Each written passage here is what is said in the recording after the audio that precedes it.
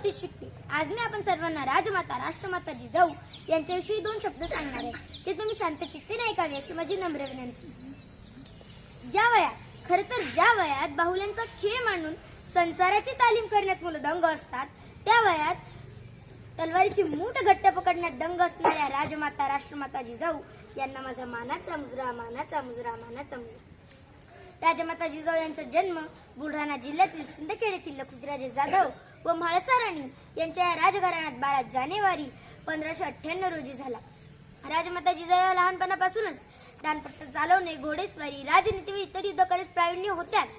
खरं सांगायचं झालं म्हणजे राजमाता जिजाऊ या साधारण स्त्री कदापि नव्हत्या. जिने प्रत्येक मावळ्याच्या रक्तात स्वाभिमान भिनवला, जिने प्रत्येक मावळा शिवाजी घडवला, जिने पत्नी म्हणून वेळोवेळी शहाजीराजांना धीर दिला, जिने शिवबांच्या मातृत्वाबरोबर गुरुतत्वही स्वीकारले, ती माता साधारण कशी?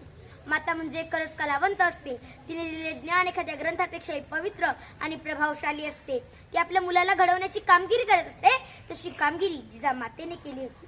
त्यांनी आपल्या ज्ञानाने बोधाने शिवबांना इतके प्रभावशाली केले की त्यांनी स्वराज्य हे स्थापनाच केले. म्हणून जिजाऊ या देववादी नाही तर या प्रयत्नवादी होत्या. म्हणून मुत्सद्दीपणा, नीतिमत्ता आणि बुद्धिमत्ता यांचा सुरेख संगम म्हणजे राजमाता जिजाऊ.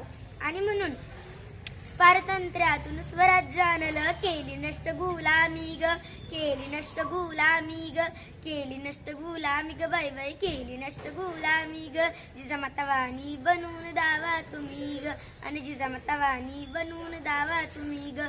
जय जिजाऊ, जय शिवराय. धन्यवाद.